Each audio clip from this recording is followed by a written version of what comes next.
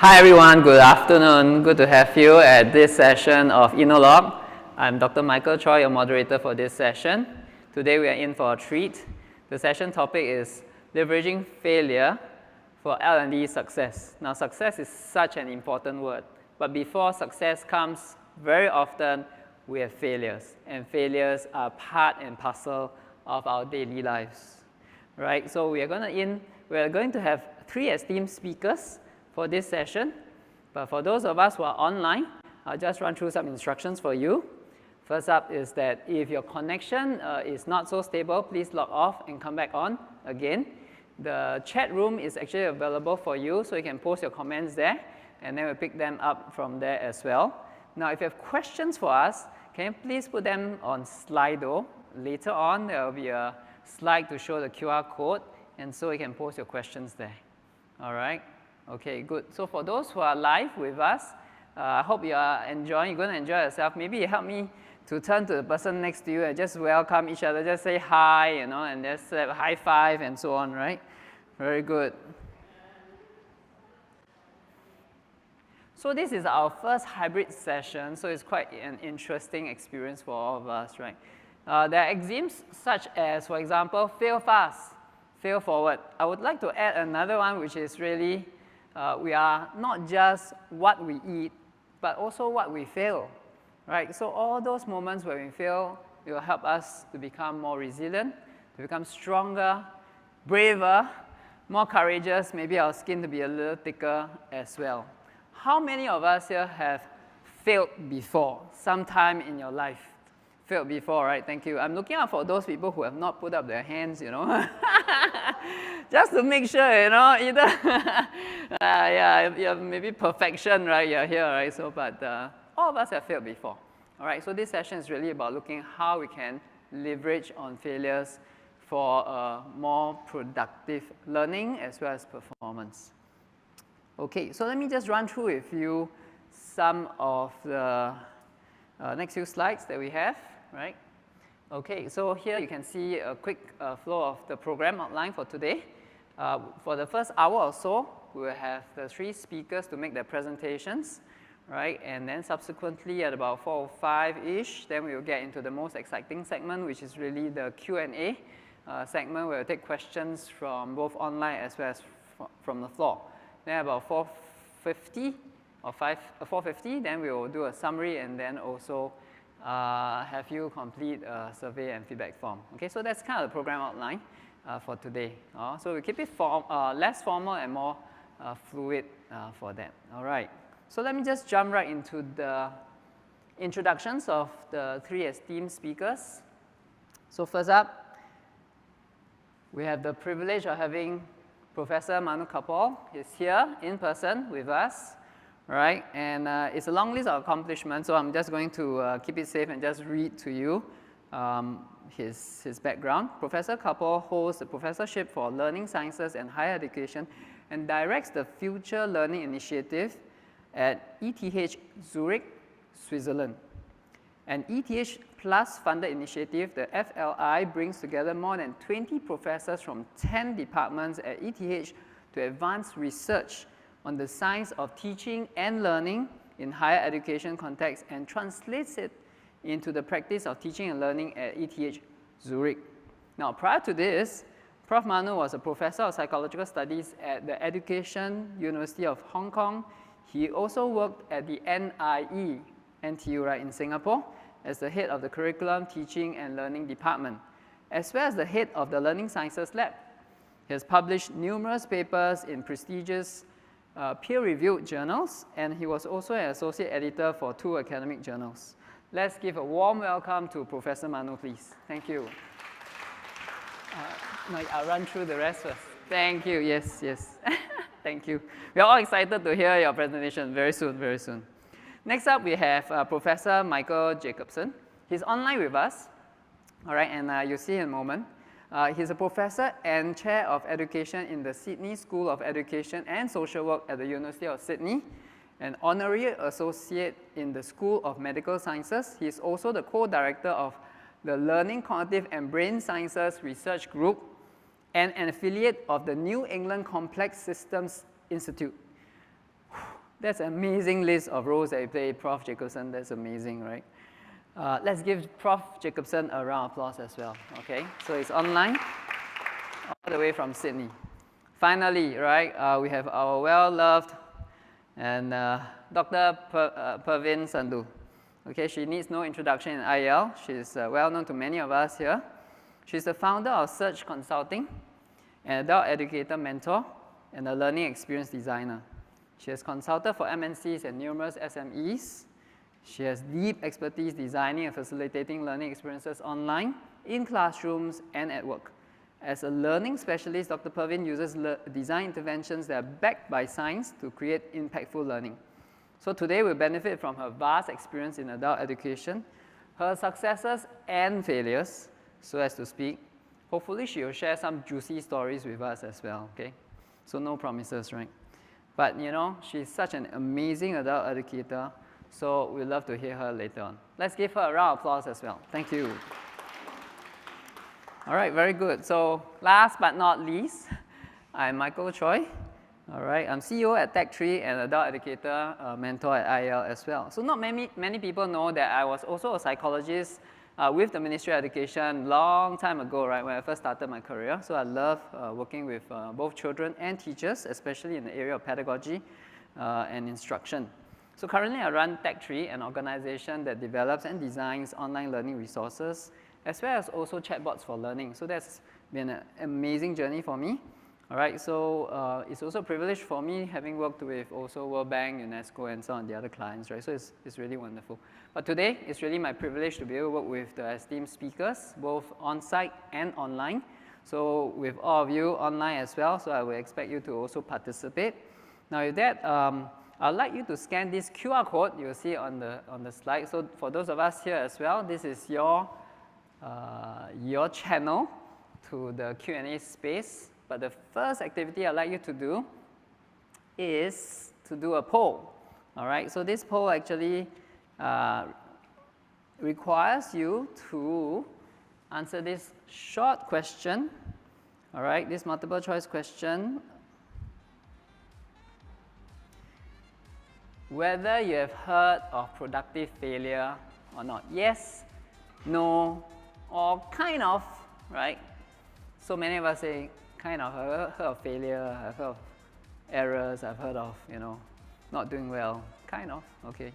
So if you can just put your responses in, okay, good. No, that's a huge 45%, right? And that's way above the 20+ % for yes and kind of. So we have our work cut out for us, Prof. Manu and Dr. Pravin. Right, I think it's a huge chance today, opportunity today for us to share about productive failure. So that's wonderful. Thank you very much. Okay, so the second poll, very quickly, is a word cloud. So in 1 or 2 words, state what comes to your mind when you think of productive failure. All right, so what does that mean for you? Okay, so can failure be productive, iterative learning, eager, positive, fun? Willing to tolerate failure. Actually, in Singapore, that's a very tough thing to do, right?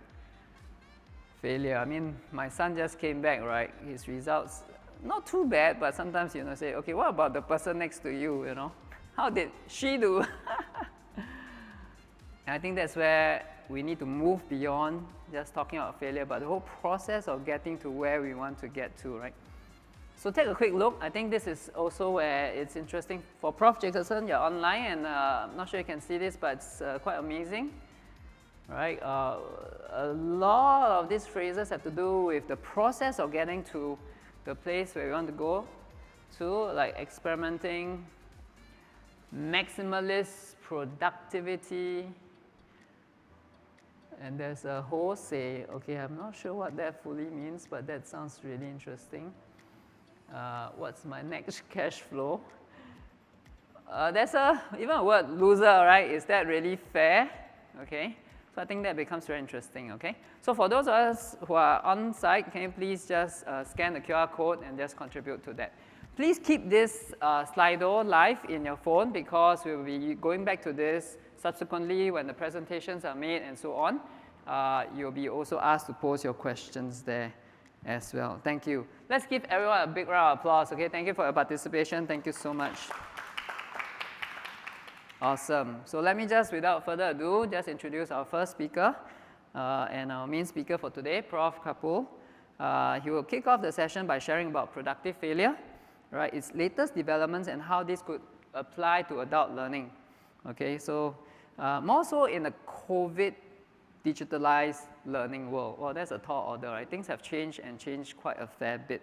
So can you please join me to welcome Prof. Kapul to the stage, please. Thank you so much. All right. Thank you, Michael. Thank you. Thanks, everybody. It's a pleasure to be here. This is my first time here, and I'm looking forward to this engagement. And also, welcome to all the people who joined us online, although I can't see you. So I should tell you that I really can't see you. So I'm speaking to some kind of ether. And hello to Michael. We've known each other for a very long time, so he's somewhere.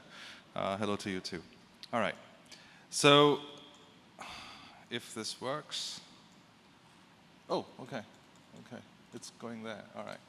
So I want to jump straight into the problem of initial learning. To understand productive failure, the first thing we need to understand is what is the problem of initial learning? If you're trying to understand something new, I mean, in any learning context, you're trying to understand something new, something that you haven't heard before, you don't understand. What is exactly the problem of initial learning? Right? And we've studied this in the cognitive sciences for a very long time. You know, and there was a famous paper by a professor from Berkeley, Alan Schoenfeld, and he went into, you know, very good mathematics courses, and he asked, you know, people to rate what the courses are. Students said they learned a lot, but we tried to probe student understanding. Even when students felt that they had learned a lot because the lecturer was really good, they still had very superficial understanding, right? And several other studies have shown the same kind of results. So the problem of initial learning is not that we learn poorly from bad lectures. The problem is that we learn poorly from very good lectures. And I think we need to understand this issue. It may be very seductive, you know, very intuitive, that if you don't first understand something, let me just tell it to you in very interesting, very engaging. And even the novice who's trying to learn would feel that, oh, this was a really good learning experience, when in fact, what research suggests that that does not happen very well. So if you take anything away from this, this is the first thing you need to take away. What is exactly the problem? And so whether you're designing in a school setting or playing with children or in adult education, in lifelong learning, you need to understand what the problem is. This is the problem, okay? Why does this happen? That's the next step. So we know from research in cognition and learning why it happens. And it's a very complex answer to a very simple but important question. I'm going to just illustrate with two thought experiments. First is a failure to see. Right? You don't understand something because you don't see it. So I'm going to give you an example. Let's imagine you're watching a movie. And you're watching a really entertaining and engaging movie. Now imagine the person sitting next to you is an acclaimed director, somebody who's an expert at making movies. Right? So you watch the movie, you're very happy. You come out and ask you a very simple question. Did you see the same movie as the director? And you say, well, yeah, of course I saw the same movie. I was sitting next to him or her. But did you see what the director saw in the same movie? Chances are you would say, no. There's no chance you can see, even with the same stimuli in front of you, there's no chance you can see what the director was seeing. And decades of research and experts versus novices across almost every domain. You could be looking at a mathematical proof or an engineering drawing or a business plan or some scientific law or whatever, art, a piece of art, a passage in literature, whatever it is. Looking at the same thing, you see very different things. Experts see deep structure, things that are important to see. That's what leads to deep understanding. Novices don't see that, even if it's right in front of you. And that's one of the reasons why even in very entertaining, well-structured, good lectures, people don't understand much, even if they feel that they have actually done so, okay? Because they just can't see. It's not their problem. The human cognitive architecture is such that you need knowledge to see things. But a novice is precisely in that space where he or she does not have that knowledge to see. So it's a paradox. How do you get around this paradox? That's part of the solution. But let's uncover the problem a little bit more. The other part is really you want to understand something deeply and able to apply it in novel contexts. So you can transfer the information. Otherwise, there's no point in learning new things because then you're only doing routine work. So here again, I want to illustrate this point by another thought experiment. Suppose you're all kids who love to play with toys. Okay, so you've got some kids playing with Lego. Now imagine I divide you into two groups and people online can decide which group you want to be in. So group A is this group, and I say, hey kids, here's a new toy you've never played with. Do you want to play with it? And the very enthusiastic group, right? And so I said, all right, here's the toy, you've never played with it, play as you like. So while they're playing and I observe how they play, I go to this other side and say, hey kids, this is the new toy, you have never played with it. Would you like to play with it? All right, equal levels of enthusiasm, so as an experiment that's very good, because that can't explain the effects. But then I say, okay, before you play with it, I will show you how to play with it. So you watch and learn. I show you all the features, blah, blah, blah. It says, now you can play with it, and play as you like. Now if you systematically observe who's more creative, who's more inventive in this toy, in playing with this toy, which group would that be? Group A or Group B? Group A. And what if I told you these are actual experiments that have reported similar findings? How do we teach? How do we design learning? How do we design initial learning? Is it more A or B? It's more B. Now, it doesn't matter which context you're in. You know, whether it's in school or universities or I don't know much about adult education, but the point is, you know, we have to be careful in the assumptions we're trying to make, because creativity and ability to deeply encode information is a function of how you play, whether you design Group A kinds of instruction or you design Group B kinds of instruction. So those are the two main problems, right? And it turns out one way to get around those problems is through failure. It's a paradox, but it works. And so the idea simply is, you know, Michael, you mentioned earlier, you know, we learn from errors, we will make mistakes. Some of us learn more than others. Some of us don't learn at all, right? And some of us think it's just a wastage. You know, in the word cloud, that we are losers if we learn.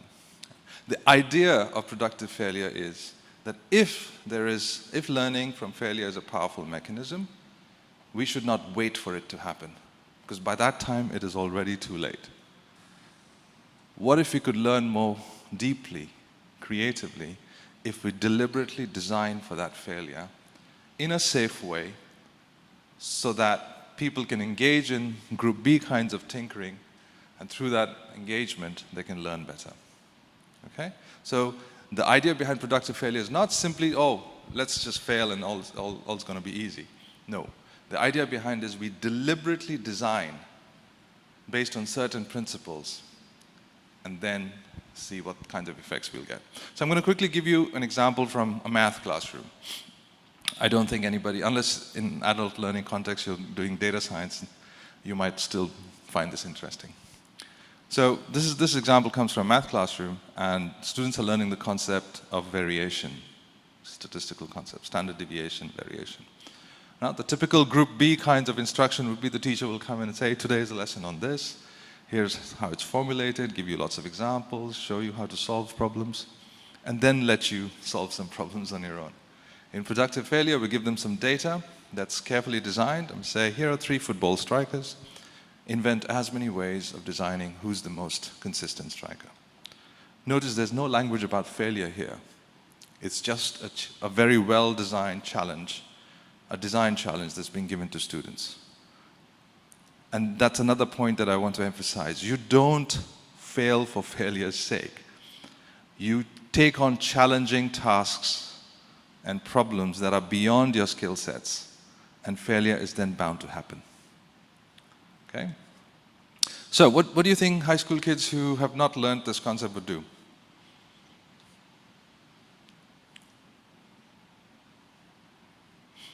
I'm going to show you what they do. So you can compare with what you think students might do. And remember, they don't even know this concept. They have not learned it. They might not even have heard of it. So they take totals and averages. Okay? But we've designed the task in a way that it activates that knowledge,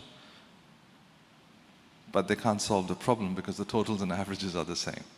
Okay? They love to tally to get a qualitative feel of the problem. They draw some polygons just to get a qualitative feel of the problem. They draw graphs, and they can argue, oh, if it goes up and down a lot, it's more inconsistent. If it doesn't, it's more consistent. So we say, okay, that's a good feel of the problem, just like group A, kinds of playing with the toys. But can you mathematize it? Can you quantify it? Can you make it more precise? They take the range, maximum minus minimum, but we know they're going to do that. So we again make it invariant, so that they reach a hurdle and they then have to think of something else. Year-on-year deviation, so they take 1 year minus the previous year, and they add up all these differences and say, if the sum total of all these differences is small, it's more consistent. Very intuitive method. You will never find it in a textbook. Some of them ignore the signs because the fluctuations cancel out, and they take the average magnitude. And sometimes you get very, very creative solutions. And in this case, there's a group of students that said, oh, you want me to quantify the graph? Let me hold the ends of the graph. Let me extend that into a rope and somehow calculate the length of that rope.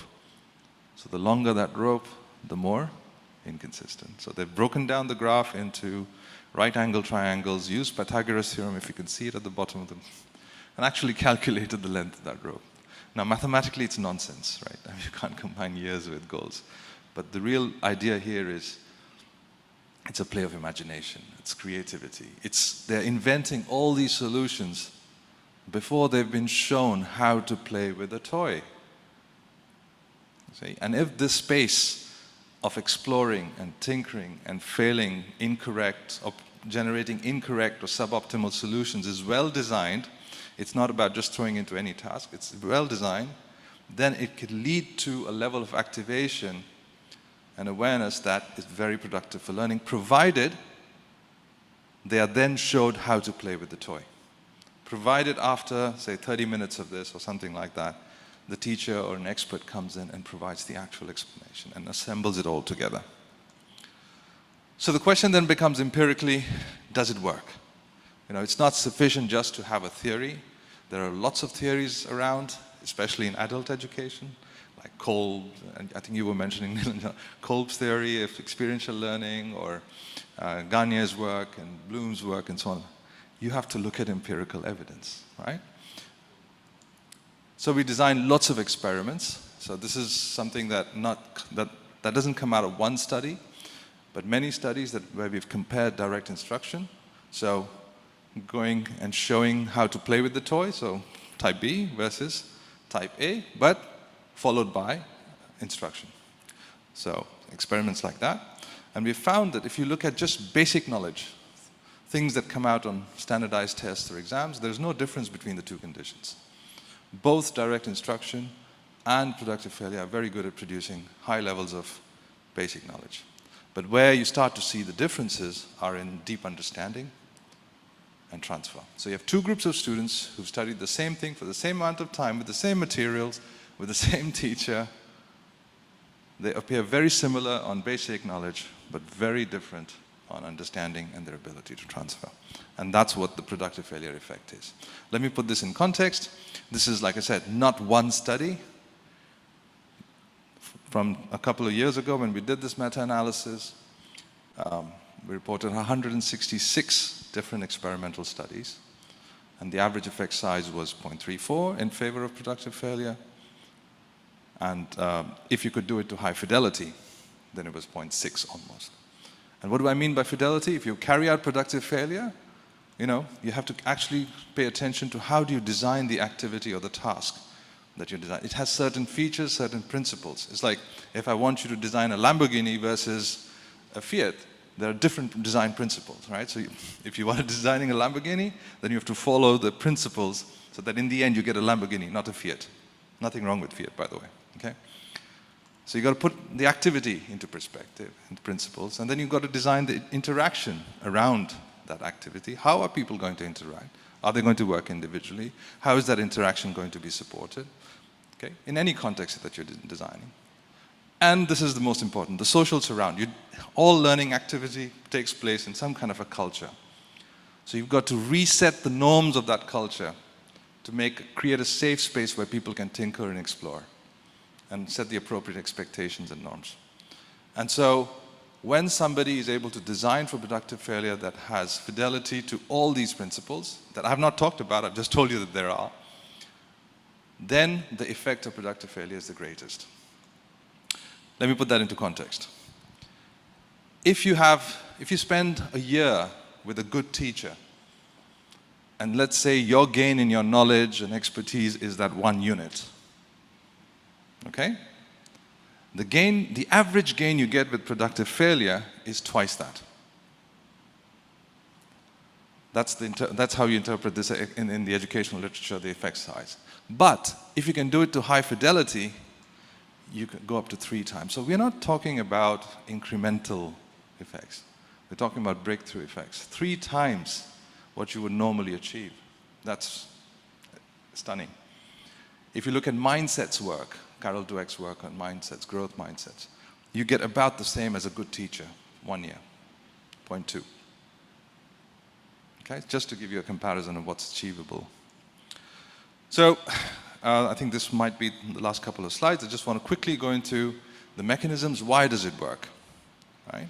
We talked about activation, right? So what's happening in this type A kind of exploring, safe space to explore, tinker and fail, is a lot of your prior knowledge is being activated. And that helps you process new information. It's a basic mechanism. And because you have not been able to solve the problem correctly or optimally, students are becoming aware, oh, there's a gap. I tried so many methods to solve, but I'm still not able to get to the correct solution. So there's a gap, there's an awareness.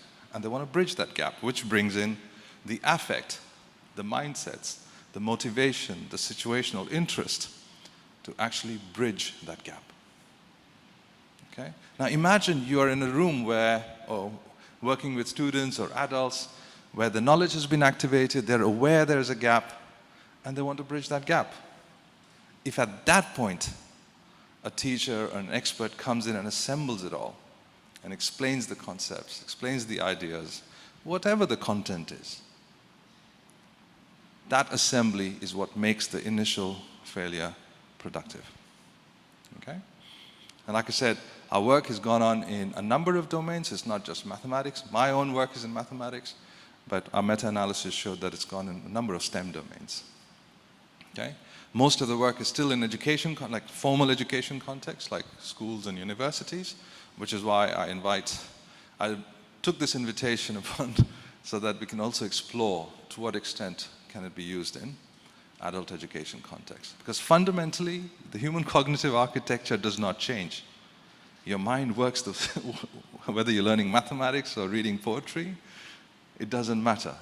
Our cognitive architecture is what it is. And therefore, if you understand the fundamental problems of why we don't learn, why we don't see, why we don't assemble knowledge well, then it should help us, whether it's productive failure or something else, it should help us design better learning environments and better learning in general. So thank you. Thank you very much, Prof. Manu. Let's take a seat over here. We have time for a couple of questions. Sure. Yeah, definitely would love the Lamborghini over here anytime. But I love the 4 A's as well, right? The activation, awareness, affect, and also assembly. That's wonderful, right? And I thought those were stunning results, as you mentioned, right? If you're talking about a multiplier of at least 2, if not 3, then that's just amazing. There are quite a number of questions already that are posed, so I thought, given the interest, that's good. But since you're live here with us, right, is there anyone with a burning question that you want to ask first? Okay, I'll give you a couple of seconds to think, all right? Meanwhile, I'll just maybe read out one question from online first, right? First question. Can productive failure be applied to adult learning, which is more towards bite-sized learning, just-in-time learning, especially so especially if PF is a deep learning design. So as long as you're trying to learn something that requires conceptual understanding and transfer, as opposed to something that is procedural, then productive failure is applicable. But if you're learning some computational techniques or some procedure to follow or SOP, then I don't think you need productive failure. It's really a very deep learning method, as the person who asked the question noted. So you've got to pick your deep learning moments or content that requires deep learning and then apply productive failure for that. So that's basically more so for deep learning where conceptual understanding is needed and to uncover and unpack those layers. Exactly. Okay, exactly. That's interesting, right, for many of us. Any question? Anyone here with a question? Good? Okay, good so far. Maybe one more question, and then subsequently we can take more questions during the Q&A as well, right? Second question. It is difficult, all right, to change your way of teaching from instruction-based learning to productive failure. Do you have tips for us, which how to help us in changing our ways of teaching? So well, first commitment you need to make is to science. If empirical evidence doesn't convince you to teach differently, then I don't know what will. And that's because especially in education, there are lots of fads, the people jumping on bandwagon all the time, And so the first commitment or first tip is to really look at the science behind it, try to make a sense. And if that makes sense to you, then go for it. Second, you don't do this in a vacuum. Like I said, there are principled ways of designing. So if you want to design productive failure, read up the work on the design principles that are involved, and then also give yourself a bit of a runway. It is iterative. Even all design work is iterative, and so is the same for productive failure. It will take you 2 or 3 iterations of design before you get up to high fidelity. And finally, work with a colleague or two. Don't work by yourself. That's good advice, right? I think change your mindset, right? Essentially also being convinced of the work that's been done. Thank you so much. Let's give Prof. Manu a round of applause, please. Thank you so much. Thank you very much. We'll have you back here in a moment, but back. meanwhile, yes, you can take a seat for a while. Meanwhile, we're going to have Professor Michael Jacobson dialing in from all the way from Sydney, if I'm not wrong. Are you there, Professor Michael? Yes, we can see you online. Can you see us? Can you hear us? Yes, indeed. Hello. Awesome. Hello right, from Sydney. Very good. Good to see you as well. So a quick introduction. Professor Michael is going to share about the use of productive failure in 21st century organizations. And he's going to share about his work with a well-known consulting company. He's going to unpack some of the work, how he actually implemented productive failure in the organization and the outcomes from that study, right? So lots of very interesting results, especially with regards to learner engagement and also the efficacy of PF-infused training. So let's give a warm round of applause to Professor Michael Jacobson, please. Thank you. Over to you. Well, it's certainly a pleasure to be involved with this event and to be following Manu. Some of you may know that I was actually in Singapore 2005 to 2008. I helped establish the Learning Sciences Lab at NIE. I was the first international researcher that was invited to join the Learning Sciences Lab. And the year after I came, Manu joined us. And he and I have been collaborating ever since on a number of different things. And I've been watching his ideas iteratively develop. I don't know that Manu's ever seemed to really have failed, but he certainly has been developing these very, very important ideas and then backing things up with research. My own research has been more focused on the use of advanced technology systems for learning, and then I've been quite keen to be using designs based on productive failure with using advanced 2D and 3D systems, virtual reality systems, systems that incorporate artificial intelligence components and so on. But for this particular event, for adult learning, not a whole lot of adults in organizations, just folks at home want to learn stuff, are going to be using advanced 2D modeling systems or virtual reality. So I decided to share with you some of my other thinking related to some of the consulting work that I've been involved with. So let's go to the next slide, please. I guess I want to set the context that I think is what we, maybe a useful one to keep in mind for adult learning, and that is that it's a big deal. The challenges that we have globally as a society are enormous. We not only have to prepare students for future jobs, but we've got a lot of folks that are already out there, the workforce, and the future of work is happening all the time. The future is happening now. And, organizations have challenges. Essentially, we need to be, as in organizations, upskilling the workforce for these dynamically changing situations we have in the world. This quote from PricewaterhouseCoopers, I think kind of sums things up nicely. There's an upskilling dividend benefiting companies as they face an uncertain economy. Retaining the right talented people and enhancing their skills can help them survive today's challenges and drives competitive advantage in the future. Okay, that sounds good. Let's upskill. I kind of like that phrase. Let's go to the next slide, please. However, I would suggest that it's quite easy to talk the talk that we need to upskill talented people for changing world and the changing world that organizations are in. But how do we walk the walk to actually do this upscaling so that we don't have what happened that Manu was just talking about? We have this lovely lecture that we were presented with, and it turns out we don't learn much. And lots of research has shown that that's the case. Okay, so let's go to the next slide here. Now, what I would say has been happening in almost all organizations. I have a lot of students. I've done consulting work with a lot of organizations.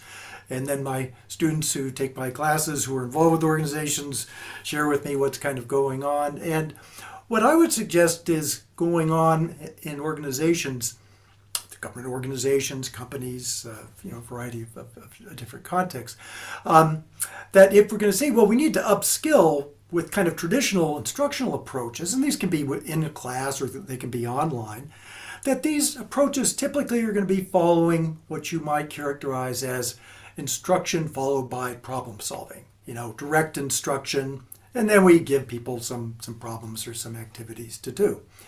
But again, there's a lot of research. I highly recommend Manu's paper with his PhD students in the 2021 paper that really shows the limitations of research that has compared instruction followed by problem solving to productive failure. And as Manu had shared, the more conventional learning, kind of learning factual information, declarative, sort of routinized procedural skills, you can learn those things with direct instruction. You can learn those kinds of things with traditional teaching.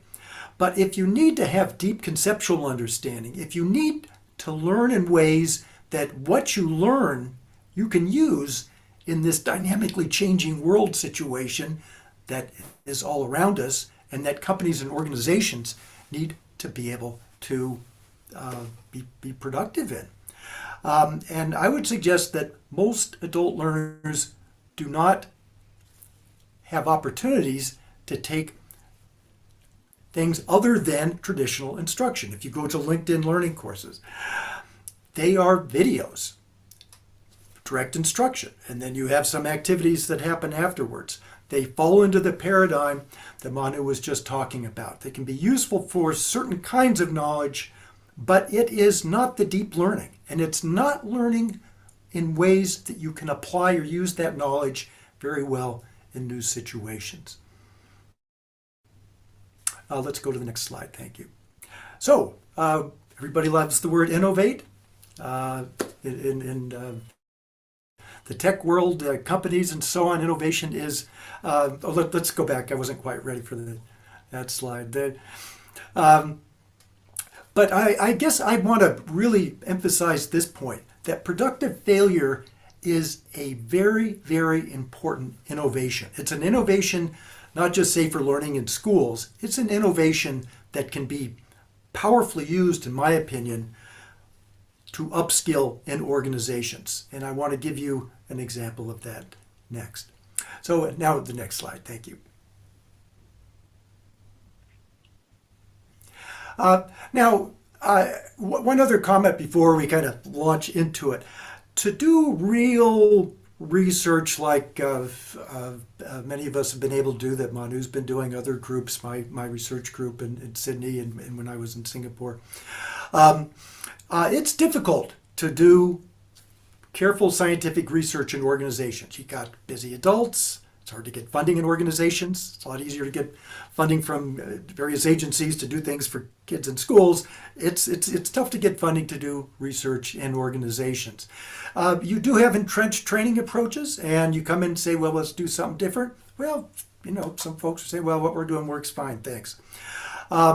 So it's going to take a while for us to be getting the empirical research that many of us would like to have about organizations. And so what I would like to suggest, and what I'm going to illustrate for you now, is that the use of case studies can be a very, I think, effective. It's qualitative research. Case study is a research method. But I think case studies in organizational settings can be very effective at finding things out, but they also are very effective in terms of communicating the results and then getting more interest and buy-in for other folks. So let's look at an example. So I'm going to call this a mini case study. It's a mini case because essentially I've got a good friend who was working at one of the top 4 international consulting companies, and we were having a lunch and we're talking, and I've been telling about productive failure, and you say, well, I've got to do some things with some of my colleagues. And I said, well, why don't you try the productive failure? So we kind of talked about ways that you could be doing that. And so this is kind of the results of what he went on to implement. Now, he was involved with sessions that were working with junior to mid-level consultants. Again, this is one of the top 4 I won't name the name, top 4 international consulting companies. And their need was, they need consultants who have usable skills with the core consulting frameworks that organization used. Different consulting companies do different kinds of things, and they need their consultants to come on board to deeply understand what the core consulting frameworks are, for how they do structured problem solving, how they structure the communication of management decisions to be communicated throughout the organization. And then they also work with companies that then have, you're teaching people in the companies to do kinds of things. So you need to have those folks know how to do things. So you got kind of a couple levels at which they need to be upskilling. They're the folks in the organization and then in the client companies. Next slide, please. Now, the feedback that I got from my friend was, well, we've been trying to do the traditional, training approaches. We get somebody come in, they have a session and so on. And, the consultants who went through these traditional training, they, just like Manu was saying, have a good lecture, people feel that they learned something, and you probe it, you find out they didn't learn so much, is exactly what was found here.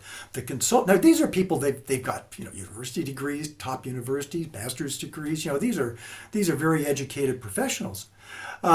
They felt that they understood the frameworks and so on that they needed to, but observations of these people going out and then working with real clients were that they were unable to use these core consulting frameworks at a professional level. Obviously, if they aren't doing what they're supposed to be doing, that's compromising the quality of the company's consulting services. And these are major companies. Many of these clients are government organizations and so on. This is the big leagues. And in the big leagues, we're seeing this happen when the upskilling is involving traditional training approaches. essentially direct instruction, we've got a problem. A cognitive analysis, I'd say the traditional training, often people maybe learn some things, but they learn in a way that's inert. We sometimes call that inert knowledge. It's like an inert element. It doesn't combine with other elements. And then these consultants essentially demonstrated what Manu was talking about. We need to be able to transfer to new things. They were demonstrating knowledge transfer failure in real world settings, not just tests in a school. This is the real world, folks. Next slide, please. Now, what got worked out was essentially a 3-part productive failure upskilling session. In productive failure, Manu has characterized the first phase as an exploration phase. And so what we had with the consultants. Now, I wasn't there. We talked about this over lunch and some other follow-up discussions, but I wasn't there and directly involved at all. Then got the results afterwards. So the consultants worked individually. They were kind of writing up a communications plan. They formed some groups, shared what their plans were with each other. Okay. So they were kind of activating ideas, like Manu was talking about. The productive failure consolidation phase is essentially getting some expertise, instruction, if you will. Here, this was the principal consultant in the company, a principal consultant, successful experience with the company clients and with using these frameworks that needed to be used. And then the principal consultant commented on strengths and weaknesses of the plans that he was listening to what folks were saying they would be doing, and he explained the rationale for the successful client implementation plans as well as lessons learned. So he's commenting on what the kind of student consultants, if you will, came up with, but then saying this is what really worked. All right.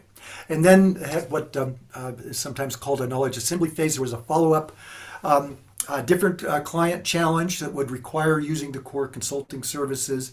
Again, they shared what they came up with. The principal consultant, again, explained how he would approach the new challenge.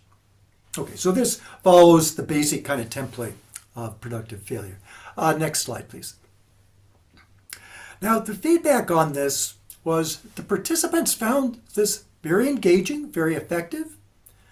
They greatly preferred this type of a session to traditional training. The topic experts, the principal consultant in this case, found it very natural, very easy. Productive failure, they need very little, intervention or training to do productive failure. The way my consultant friend said, we simply needed to tell them the productive failure formula, when to talk about what, and what type of challenge to provide. Okay, so this notion of the consolidation phase, building on the ideas that the participants had come up with, and so on. So now, we don't have data about somebody going out and seeing how they did in the real world and quantifying that, but an indication that I think is a very reasonably convincing one. After 3 years, this productive failure type of consulting upskilling program, they're still using it. They firmly believe that this is more effective than traditional training, and they're still using it in their kind of bi-weekly, monthly types of sessions, as well as company-wide off-site upskilling sessions that companies will have things like once a year. So next slide. Well, to kind of wrap it up, I want to kind of emphasize that what I'm sharing with you are, the examples of a qualitative case study. But what comes out of this are, what we're qualitative describing are things in this international consulting company that align in very, very, to me, convincing ways with the empirical findings that we have in the other productive failure studies, such as the ones that are in the Sinha and Kapoor paper. And I really want to stress, it's not that people say, it's productive failure, it's a sort of big, dramatic thing, and that people are going to be stressed. No, they found it to be really engaging, very effective, very positive. And you know, in the company, they found it very effective for the training needs that they had. They felt that their consultants were better prepared to be working with their clients with using this approach. This is viable. This is doable. This doesn't require changing everything around, and it's going to take years of planning. This can be done in kind of iterative ways, as Manu was suggesting earlier. So to kind of wrap, I would really encourage people to be thinking, particularly those of you in organizations, of what you might be doing as being case studies of these new design approaches that are being based on productive failure. And this can be a rich source of information, both for you and your organization, but also to be sharing in other contexts and in events and so on. But I think also keep in mind, as one's getting the case study information, to also be checking where we do have the scientific results from various studies, to look for alignment, to kind of triangulate things that are from the case study, the kind of real world situations and what's coming up in your own case study initiatives with the empirical types of work. I think this could be a rich way to both get things going with productive failure in organizations, and I think organizations that do this will be very, very pleased with the outcomes that they'll be getting. So that's what I have for you today. Thank you. Sir Jacobson, let's give Professor a round of applause. Thank you so much. Wonderful. It's so encouraging to hear of, especially consultants over lunch, right, and picking up the key elements of productive failure, the 4 A's, if you can still remember, right? I think there are some key elements there that you talked about in terms of activation, the awareness, the effect, as well as also the assembly. I do feel that from what you shared just now, the assembly component is absolutely critical as well for actual learning to be deepened and then subsequently utilized, right? Very, very interesting. Thank you, Professor. We do have a question that's very aligned with what just shared, all right? And this question from Jeff online asked if, in a work environment, a teacher or instructor is not always available, so can we enable people to experience and learn through PF on their own? And by this, I assume also in the workplace environment and so on. So can this PF initiative or approach be enabled on their own? Prof. Jacobson, your views, please. Well, I'm not exactly sure what they mean on their own. I will say that I've had one of my students had done basically demonstrated that you could do productive failure with online learning experiences. And so this one study that was done involved, basically it was an online tutorial initially. This was actually a tutorial developed for semiconductor engineers in Taiwan. So again, professionals. And so it was an online experience initially, but it was have the instruction first and then have some problems to work on. In the research, this was adapted, so there were some problems initially that were done, then going through the online tutorial and then some follow-up problems. And there were significant differences in the results of that. And that study published I can send the paper reference if there's interest. So I think on your own, you're still going to need the consolidation. You only know what you know. So at some point you need to have feedback from somebody who's got the expertise or the knowledge to be able to build on maybe the gaps or difficulties, the failures that you might have had in some way. And I think there's a lot of opportunity for using online systems designed around productive failure. And if it's online, then that makes it open to people using it when they have the interest and so on. So it makes it more, I think we can make it more accessible that way. I'm not sure if that exactly answers the question, but that's maybe the best I could do. Yeah, just adding on there, right? I mean, given that you have deep expertise in the area of online learning or digital technologies, can you also share a bit more about how the use of productive failure can be utilized in a blended learning or online learning environment? Does it still work? Oh yeah, it's great. One of the things that I've been keen on is to have the initial experience, if you will, the initial problem, be something that involves the technology. You're using a computer a simulation. We had students that were using computer simulations of climate change. And so they've got a problem, that involves climate change. They're working on the problem. They got the computer. They got typically they were working in pairs. So they're coming up with their ideas, kind of like with Manu, they were talking about the striker, and coming up with their own ideas, some very creative ideas. And so they're going to work on that for 10 or 15 minutes. Then we would have the teacher work through things, bring the computer model, a interactive whiteboard at the top of the class, work through the problem, but here explaining the key scientific ideas around the particular climate change idea. You've got the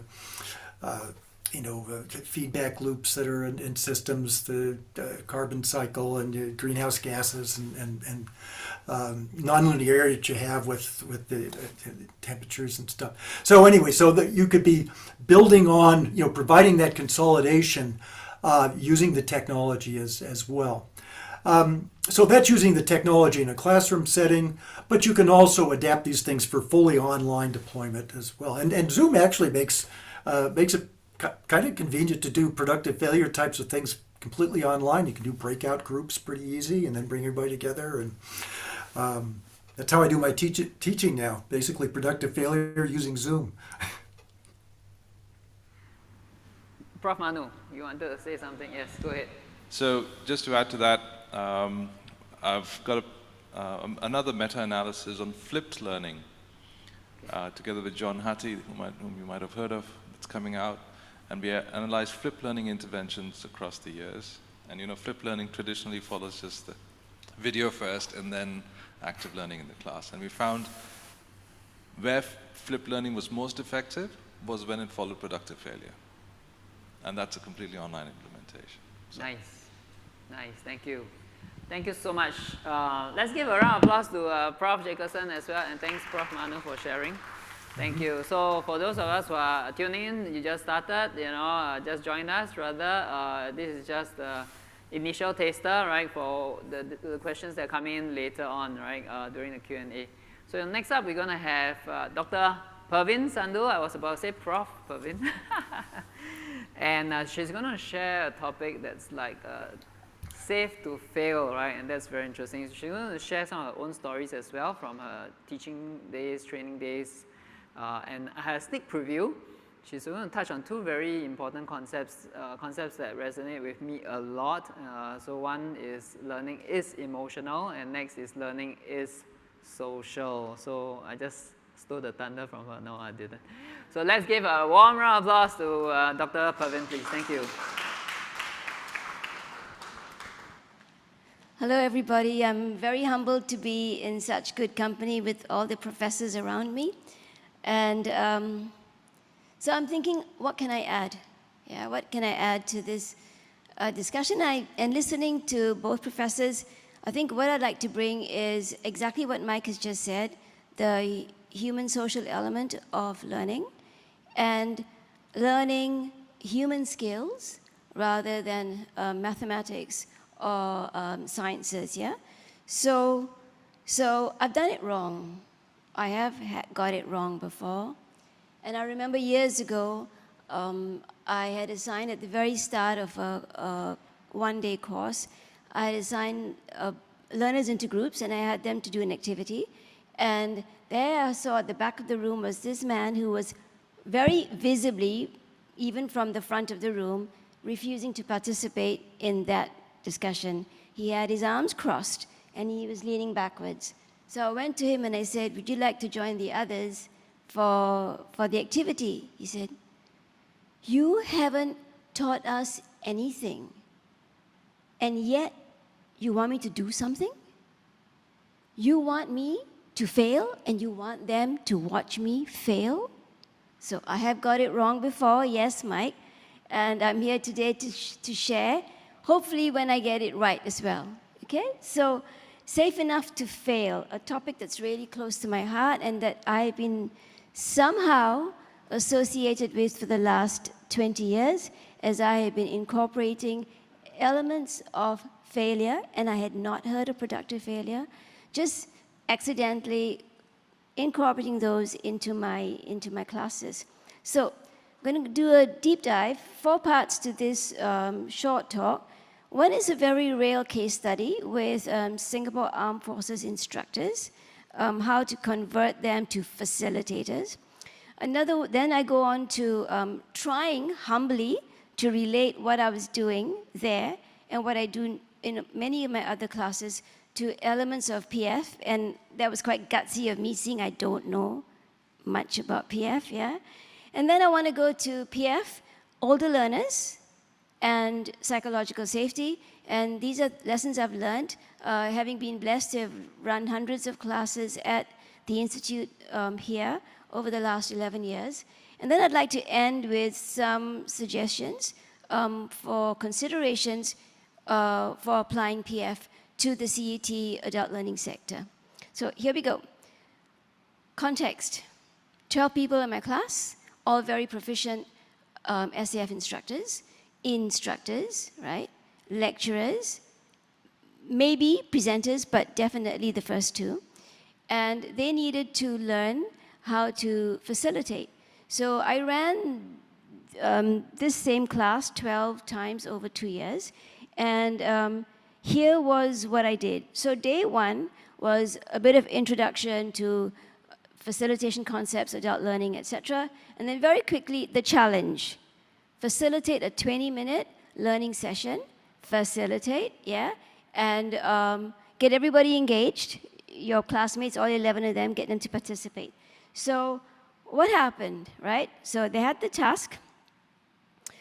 They did not facilitate. Prior to that, they said, sure, we understand what facilitation is, no problem. Then we all saw them instruct or lecture, right? And then this was followed by debrief questions. And the debrief was really for me to simply pose questions from the back of the room, which is where I stayed, and for them to answer yes, no, I wonder why, maybe not, but if I'd done that, they surely wouldn't have enjoyed it. I had to do it this way.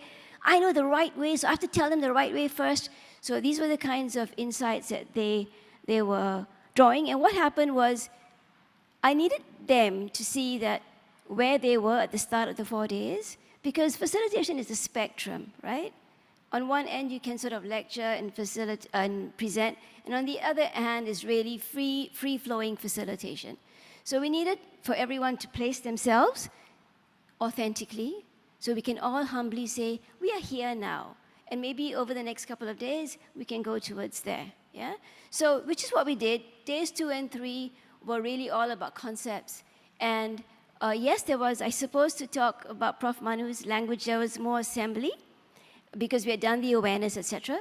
And for me to sometimes demo, but mostly for them to collaborate, because they need to talk, they need to synthesize the learning, they need to articulate, and by doing so, they fumble and struggle and find their own ways forward, which help the learning lands for them. Neuroscience will tell us that that is a better way to proceed. So then we come to day 4, fingers crossed, can they facilitate? Because they have to do it again. So chances are, yes, many had moved from one end of the spectrum, maybe not to the very end, because it was a mere 4 days, but they definitely were approximating towards the facilitator end. So they did facilitate, they did get feedback. I still remain at the back of the room, and the debrief was for them to reflect on their learning, again, to help confirm, validate, strengthen what they had learned, okay? So this is my experience. Now, peeling beyond that and going underneath it, let's look at some design ideas. So day 1 really was about getting the learners to couple what they know, thought they know, with what they do, because we don't lie in the way we do. We can lie in the same way we know something, but when we do it all shows. So really uncovering what they thought they knew, yeah? And then deliberately designing for early failure. But I don't say, we're all going to fail, folks, buckle up. No, I'll say, let's just try. Give it our best shot, and along the way, anything that you have to offer is a learning experience for all of us. multiply times 12, right? So deliberate design for early failure, get real, authentic, fast. And then there's this whole mindset thing, because when you talk of human skills, you go into the deep DNA of where you've been the rest of your life, essentially. So how do you begin that shift for deep human learning, right? So it's about mindset. And really we need to uncover what their trainer mindset is.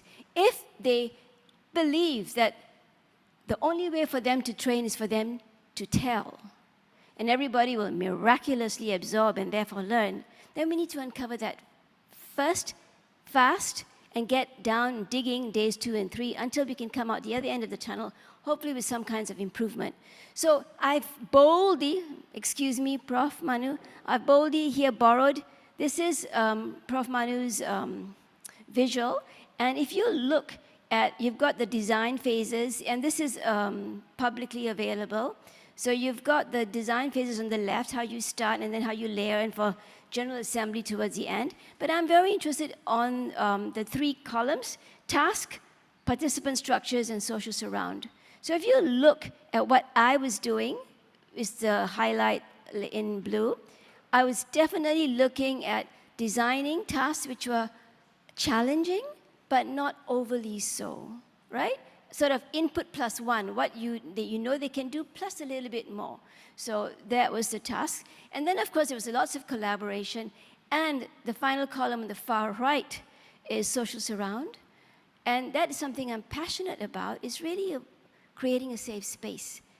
Safe space. And I come back to this again and again. Safe enough to try, fail, and then to try again. Why? Because learning is not just cognitive.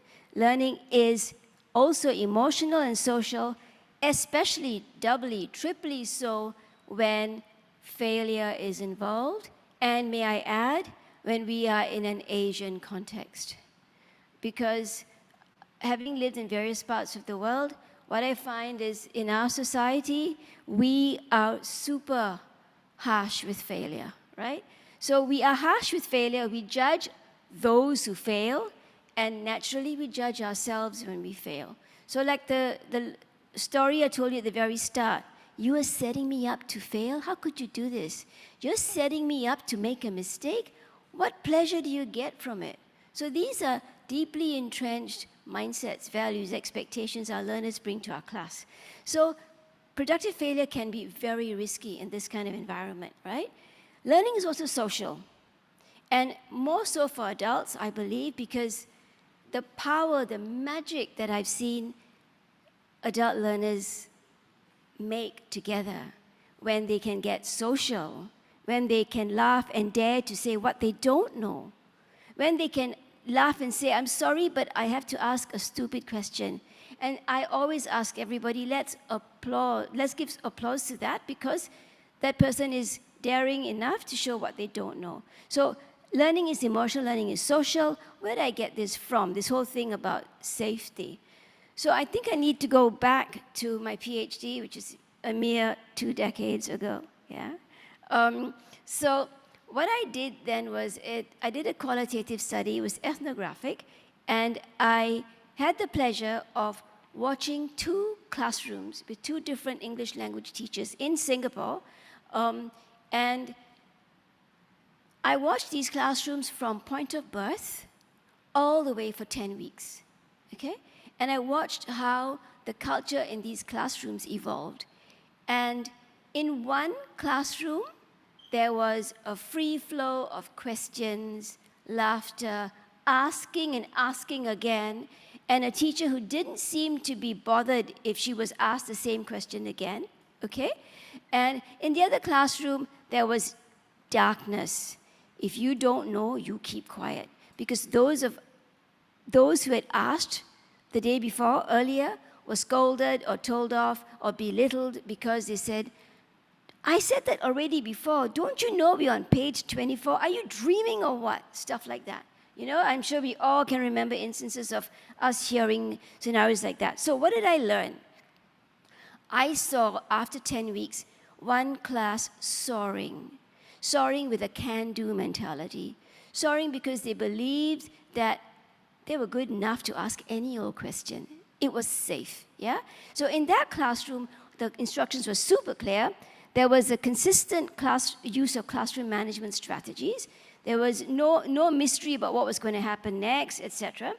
And the teacher encouraged the questions, honored the questions when they came, and answered the questions. I mean, it sounds so simple, but you and I know that an asked question is often can be unanswered as well. And then, of course, the acceptance of mistakes. This classroom culture was made explicit by our teacher who said, any questions, just ask me. Don't sit there in the dark. Just make sure you ask me, okay?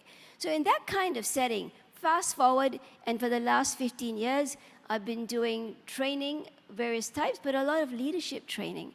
And what I found, along with people like Amy Edmondson, Tim Clark, the famous Aristotle study at Google, what I found is psychological safety. It really helps high-performing teams to soar. But first, they must be safe enough. They must feel safe enough to ask any old question, dare to say, I don't know, can we figure out what if? Dare to ask the questions and propose wild, crazy ideas that might seem stupid.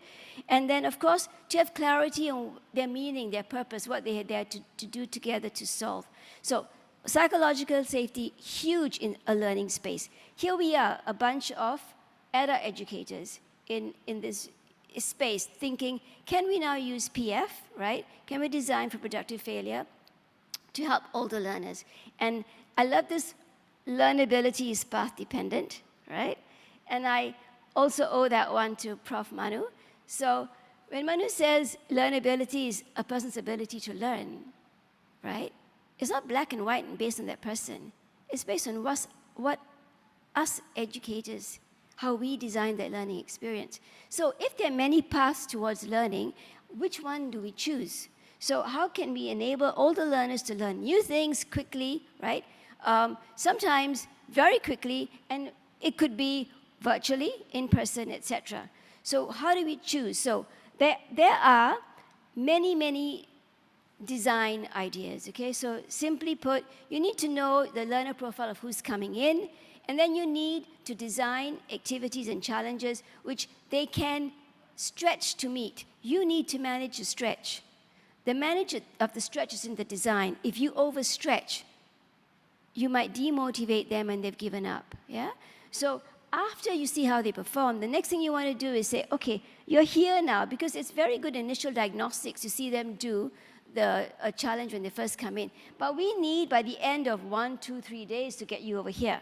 So you then need to quickly design a series of activities that take the learners together to collaborate, to keep learning, keep discovering. And here's the thing. Prof. Manu talks about the 4 A's, awareness, assembly, etc., right? For me, the brain science says that when you are awakened into interest, you give your attention. When you struggle and try, you can bet that when your brain makes a big breakthrough, there is a release of dopamine, and that is insight. And insight makes for deep learning. So this is how human beings walk away out of the room having learned already. They don't have to mug something. You physiologically change them because insights is actually the makings of physiological change in the brain. So with all of that, what do we do, right? Design aside, okay, and I'm sure Prof. Manu has loads to teach us on how to design. For me, it is about encouraging a growth mindset from the start. It's about setting up psych safety. And particularly in our society where we can be averse to face loss, but once we have hierarchy in the room, things can get very complex for adult learners. Especially in a workplace scenario, it's high risk, yeah? So be explicit about learning guidelines, set them up. I've always regretted not setting up guidelines clearly enough at the start, and walk the talk. If I want to applaud people who dare to try, when they try and fail, I support it, I applaud it, yeah? And then, of course, address and build learner motivation, okay? Because adult learner motivation is delicate, we need to fire it and not dampen it. And then we've got group-based learning activities because adults who might be insecure, Prof. Jacobson talked about this changing world of work. And we have all these new skills to learn. And we don't have the luxury of being young in a university, for example. We have to learn it right here, right now, as we do another job. So as we're doing all of those things, right, how do we bring our adult learners in and also reassure them, put them in groups so that they get confidence from each other? And then there's this incorporating movement. For me, I love virtual training, but we need to incorporate movement because it's not just the brain that learns. It's the whole body that synthesizes the new learning. And the de-stress you get when human beings get up, move around, laugh a little, talk, feel their full humanity again, that de-stress and that then leading, to embodied learning can be very powerful. Lastly, time. And I saw one of the earlier questions that has come in. We need time. Because social learning, making time to fail, and then productively building activities afterwards is a time investment, essentially, right? So adults need to share the solutions, discuss insights, clarify, polish their thoughts. What we need to be mindful of is, of course, the mindset that says, no, you don't ask me to do.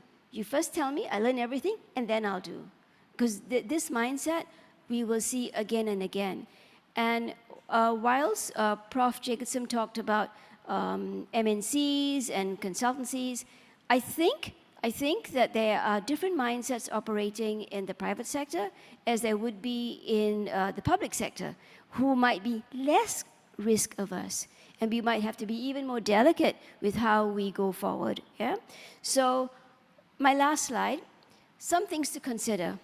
This is me just pulling together all I can think of. When you want to apply PF to adult learning, mindset. Gosh, this is not a little one, this is huge. And it's not just, as I think a few people have said, it's not just the learner's mindset, it's the trainer's mindset. Because trainers think that the most efficient way is if they talk beautifully, they lecture perfectly, everything is somehow going to be absorbed by the learner fully. So facilitator and learner's mindsets, of course, the key to that is to encourage a growth mindset which accepts and celebrates failure as a deep way of learning forward. And then, of course, the learner profile. I noticed from about 10 years ago, when I had the privilege of assessing facilitators from all over Singapore, I saw that young facilitators, young educators who came to be assessed, they almost automatically designed with a challenge at the front of their lesson, which is very intriguing. It's as if they thought that if I don't design with an activity, my learners are going to sleep on me. They're not going to be engaged, activated, aware about their gaps. They might just sit back, relax, and think, I know all of this, I don't have the gaps. So learner profiling is key. If you have older learners in your room, anticipate there will be some resistance. I'm not stereotyping, but just, I think, be ready, right? Motivation. Is learning compulsory or compelling? If it's compelling, of course, you have deeply keen learners who will jump into taking risks as part of the learning journey. When you have learners who prefer to think or do, go back to David Kolb's learning styles, use both types of learners. Get the ones to do the productive failure first, and get the ones who want to think and watch and observe to then give their first insights, because together they can make a very strong learning experience together, meaning that they both add critical parts to the learning process. And then, of course, the outcomes, technical or human skills. I think we have to be very careful. If you're dealing with, I have used PF or elements of PF because I don't know PF. I have used it for human skills, for example, teaching leadership to doctors. And it is delicate. We need to handle it well because this human skill is your DNA, it's your identity. It's not about knowing a mathematical formula or not. It's about who you are. So really, when we tread into this space, we have to do so carefully. And then learning modalities, as I think Prof. Jacobson talked about, in-person, virtual, at work. There are different things to consider when incorporating PF. And finally, the IMs, the instructional methods. For me, I've had great success getting learners to collaborate. And when Mike's question earlier on about doing it alone, sure you can, but it's about uncovering blind spots. And we all know that when a group is activated in the right way, the insights you can get to blind spots is tremendous, that you'll never have from your own self alone. So I agree with Prof. Jacobson, we still need the assembly. We still need the external expert to come in, even to guide the questions. Now, with assembly, I don't mean that the expert has to show, because what I do, even in the showing part, I back off. I don't assemble. I'll say, based on all the mistakes we just enjoyed together, you tell me what way forward. I get them to build the framework, because anything that you build yourself, you will not forget, and it's deep learning. Thanks so much. Dr. Pravin, thank you so much. Let's give Dr. Pravin a round of applause. May I invite Dr. Pravin to just take a seat? Yes, thank you. And also Prof. Manu, you can take a seat as well. So we're going to go into the next segment, which is Q&A. But before that, 30 seconds for you to share with the person next to you 2 points that you have learned so far. Okay, so this is productive failure in action. See whether I can remember. If not. And Dr. Pravin, I think you must have done your PhD like when you were 10 years old, because that's 2 decades ago, right? I think. Correct. All right, okay, I'm going to ask the team if you can flash the word cloud onto the screen. I know we haven't prepared for this, but I thought it's quite interesting because it's quite a fair bit from the word cloud that if we can do that in a moment. But also asking the panel, if you can take a quick look at the word cloud. If is it too small, maybe you can expand that a little bit more. Yeah, thank you so much, right? Maybe pick up 1 or 2 words from there, and then link it back with what you've shared so far. If I just pose this challenge to the panel and see if some of these words actually resonate with what you have mentioned just now. I mean, some stuff, really good stuff, right? Like you need psychological safety, right? That's absolute, right? You need to have the social element to assemble together, and it's not just from the expert, but also with each other. Productive failure is all about trying first, all about having intentional design tasks, working through them together, right, and uncovering, unpacking the concepts. So Prof. Manu, any thoughts there on, well, whatever? There's one word, loser, which kind of stands out, but no. Any word that I would need to understand that context in which the word loser was used. I think you alluded just now that intentional design, I think that aspect is missing. I think what you've done, and also the way we design learning in the actual classrooms, and what Michael did with the MNC, the consulting firm, there's an intentionality to it, right? And it's not about giving any challenge, it's about designing tasks and participation and social surround in very principled ways. And that's what the intentional design is for. And it's really reducing the likelihood of failure in the long term when it matters by intentionally designing it initially, early on, so that you don't end up a loser. Excellent point, right? Thank you. Okay, and so with that, actually, it's interesting how the psychological safety for the learners to manage expectations that they may not succeed at solving these tasks and so on. I thought that's really very important, right? The psychological aspect of that as well. Dr. Pravin, I know you mentioned about psychological safety just now.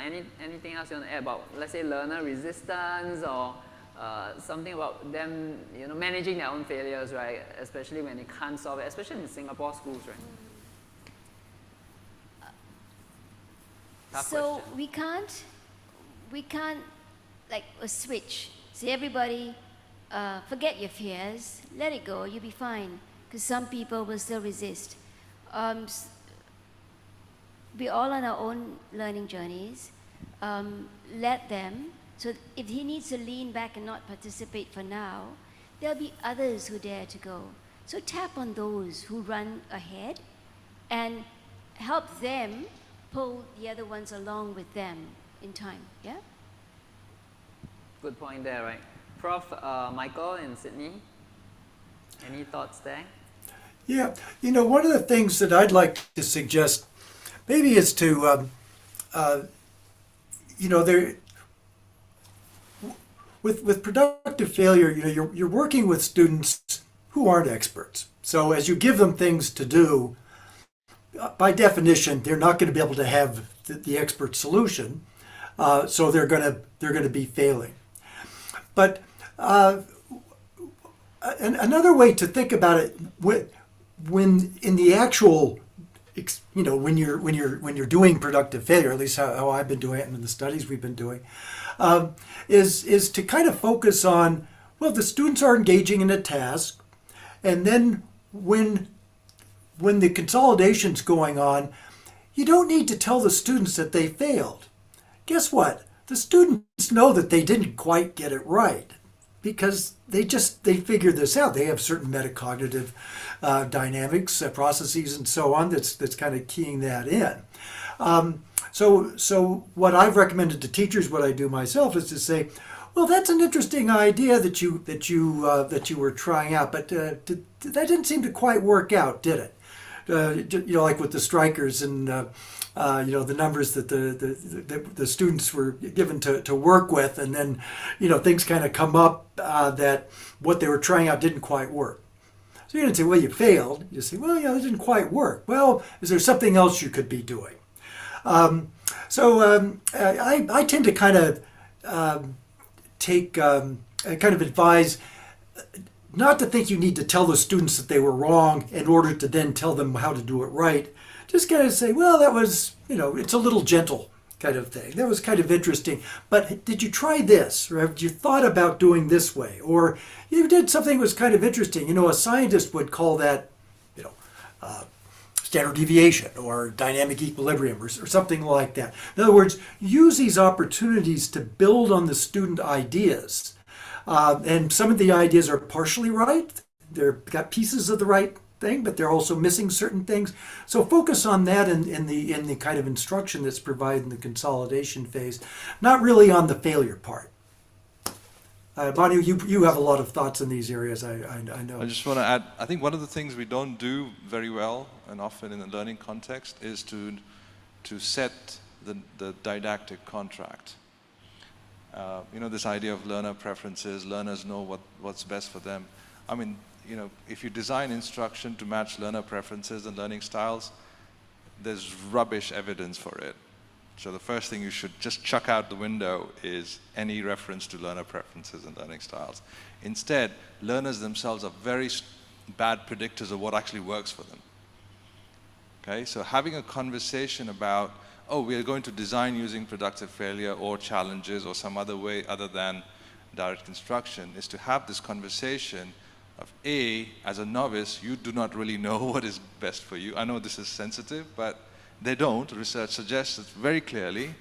And B, I need to explain to you and work with you, you know, to understand why we're doing it this way.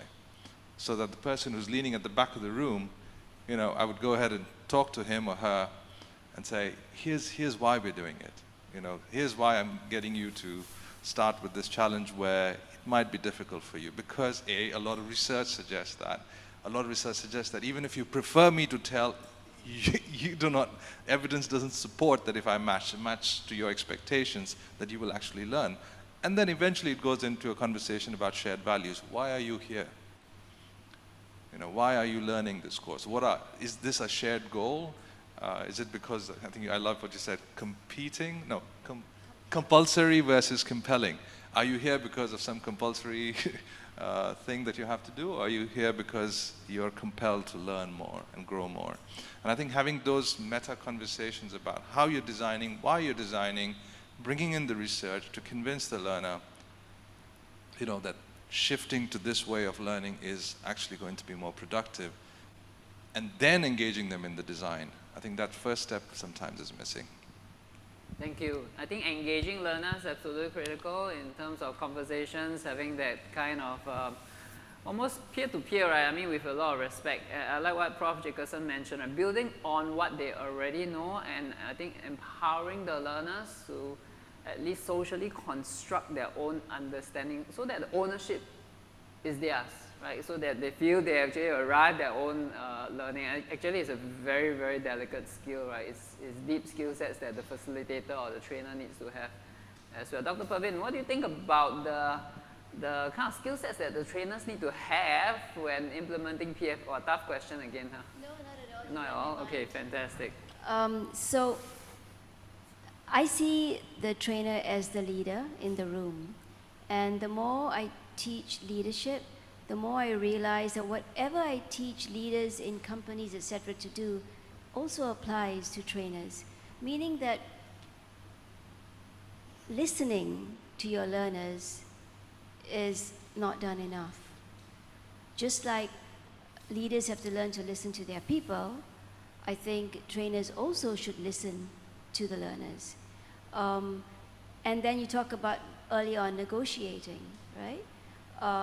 And listening to more than the words, because in Singapore, sometimes there's a lot of emotion, but very few words are being used to describe what people feel. So sometimes you have to listen between the lines to the emotions that people are feeling but may not be expressing. Often emotions are obstacles to taking risks in the room. So we need to learn how to identify, to address it, to not be too loud and overbearing, to share the space, and to hold a safe space. Holding a safe space means that we're all safe together here, and whatever happens, we'll manage it together. I think for adults, that's super powerful.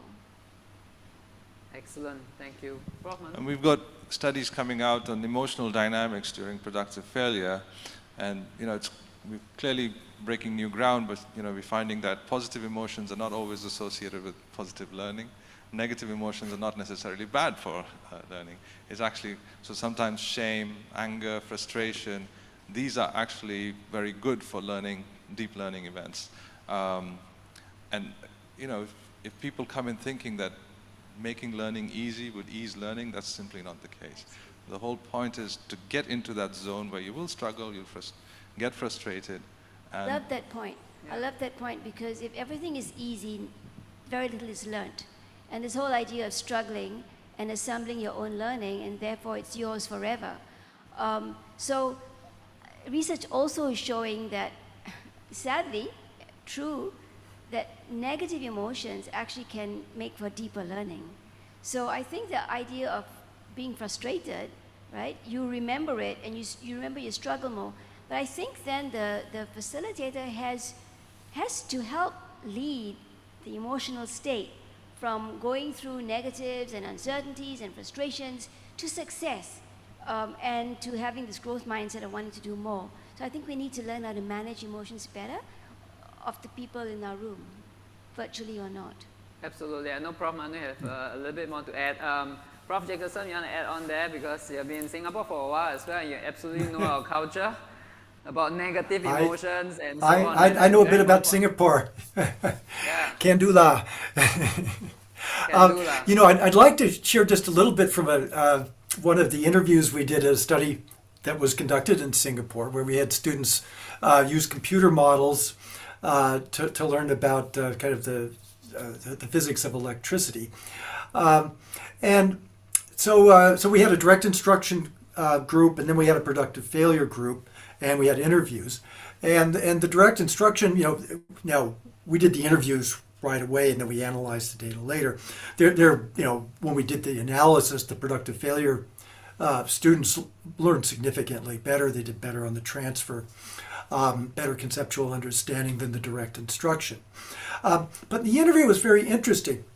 With the interview of the, one in particular, one of the productive failure students, he was kind of describing, we were trying to do this and trying to do that with the computer model, and the things we were trying didn't work out, sometimes. But by the end of it, I was really starting to understand. I think I really got it now.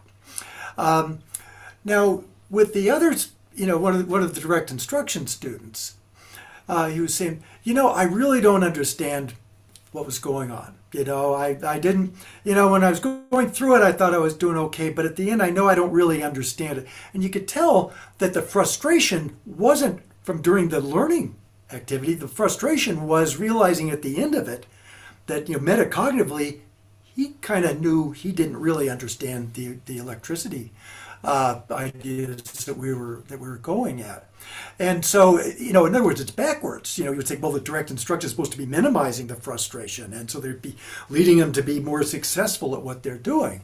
But it was very clear that the frustration wasn't happening during. They were describing. Notice they were describing that we've tried this and that didn't work. Tried something else. You're trying things out doesn't necessarily mean that you're frustrated and then you're crying. That you're trying and you're doing some things and kind of engage with it. You're persisting with it. All those were kind of good things with starting to construct understandings that the productive failure, it's productive after the failure. You want to stress productive failure. And so that's what we were seeing in that study. And then I think that we got with the qualitative interviews. That's a very interesting point too, right? Yeah. Prof. Manu. Yeah, and I think the related aspect is, we're used to people saying, oh, this person is resilient and this person is not. This person can persist through struggle and frustration. This person cannot. This person has lots of ideas, and this person's, this person can collaborate well and so on. And this person can manage their emotions well. But from a design perspective, productive failure is a way of engaging, giving students or people the opportunity to get frustrated, to have these kinds of emotions that throw you off in the eye. This is uncomfortable. To persist through that with the facilitator, with the leader in the classroom. And the more opportunities you give people, that's when they will learn. But if these opportunities are never designed in their learning experience, how on earth will they ever develop it? Precisely, I think cognitive dissonance, right? Having that opportunity to do a mental workout, to go to the mental gym, right? And that's very important. I think linking to that, right, is the possibility of building up a certain level of confidence and maybe even some level of resilience, right, to overcome their own frustration in a positive and a productive manner. Which also leads me to the question, and that's on critical core skills, right? That's something like 21st century, kind of skill sets that we're talking about. How does PF come in to facilitate the development of critical core skills, let's say, in our national workforce in Singapore? Does that figure, how does that work? Can you give me examples of what these critical core skills are? Critical core skills, anyone? Resilience, right? Critical thinking, sense making. Well, yeah. It should be obvious by now, given the examples and the conversation we have, that this is precisely the kinds of designs that help build these skill sets. So yes, we've talked a lot about knowledge kinds of variables, but really what's happening is the development of these skills, and in a very systematic, principled way. Seems like almost like a hidden curriculum, but actually the outcome is very clear, right? No, it's not. It's not hidden at all. It is. Yeah, it's clear. It's being performed visible in the classroom. Absolutely. With those goals. Yes, I think there was a question there. Please. Okay, hold on. He's going to get a mic, right? Yeah. Thank you so much. Maybe I can get you to identify yourself first, and then we will get you to ask the question. Yes, coming in. For those online, if you can still post questions on Slido, I think that would be wonderful. We still have maybe 10 more minutes, right, to get that going. So post your questions. Go ahead. Yeah, hi, my name is John. John, thanks. hi John. Thanks so much for the talk. I guess I had two questions. My first question is about productive failure and whether that needs to come in the form of a task or whether it could come in the form of talk, right? Because I think for centuries, thousands of years, like our most common teaching method has been through talks or either through books. I think a talk that maybe changed my life was Ken Robinson, Do Schools Kill Creativity? And I think in that talk, he systematically takes his audiences through productive failure. He helps them to see that there are certain failures in the way they think, and as a result, the audience comes at the end seeing that actually schools do kill creativity. And I think that's why my question was whether productive failure could come through talks, because I think my challenge with doing it through tasks is that it's not scalable and the quality is very variable. So it depends a lot on the teacher quality, the task, the environment. So there are too many variables to control, and that's why making it through a task might be a big challenge for me. I think the other. In here. Okay. So thanks, John. So effectively, what you're asking is that number one, whether a talk can act as a trigger for productive Yep. failure kind of infused lesson, and then secondly, linked to that also the consistency aspect. Is there a possible issue with the consistency in productive failure kind of lesson? We take that question first. Sure. Then we come back to you again.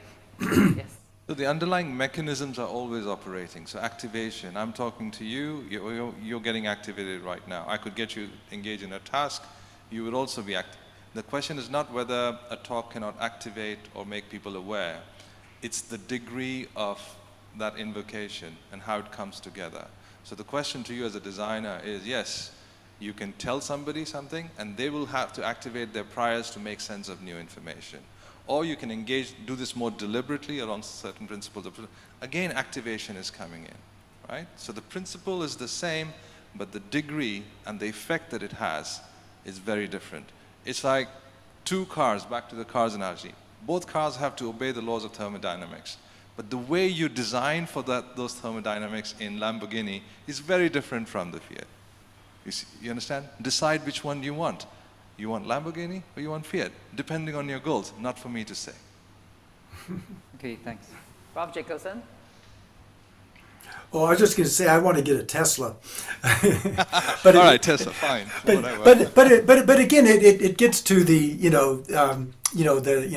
the design aspects, and I think that's maybe a thing I'd like to really, Manu, you've been saying it, but productive failure is a design, and so for those of us that are involved with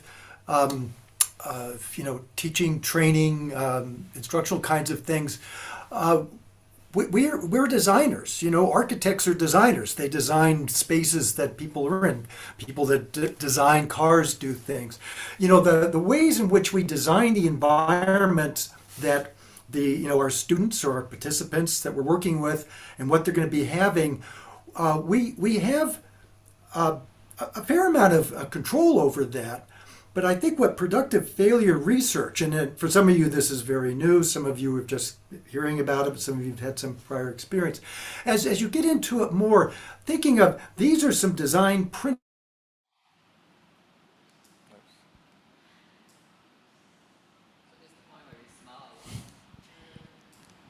No, maybe I can answer the consistency question while. I think it's all right to make your own experience the primary epistemology by which you want to examine the efficacy of something. But as a scientist, what we do is we look at studies, empirical studies across the world in a number of contexts, and that's what meta-analysis tell us, that in a range of contexts, with a range of cultures and languages across the world, what is the average effect? What is the variability around that average effect? The fact that we get variability around the average effect basically tells you that there are different ways of implementing this with different fidelities, and they have different kinds of effect. But we know on average, if you did this, you will have a very strong effect, right? Now, when that meets your personal experience, it's for you to find a way to integrate the science that is far more robust than your own personal experience and say, okay, do I try a bit longer, iterate, because maybe the benefits are going to be after the second or third iteration, and that's when I really start to see the powerful effects, because my own design is getting better, and I'm getting better at implementing that, so my own consistency in that fidelity is better. So again, give yourself a bit of a development runway, but I think the first point is let your own experience clash with what science is saying. Thank you. And while waiting for Prof. Jacobson to come on, okay, so maybe we can get him back again. Hello? Yes. Sorry about that. Welcome back. Yeah, the Continue. Zoom gods We lost did you what there. they did. So I don't know what I was saying that got cut off, but I'm sure whatever Manu was saying was more articulate. No worries. If you want to just rewind about 1 minute.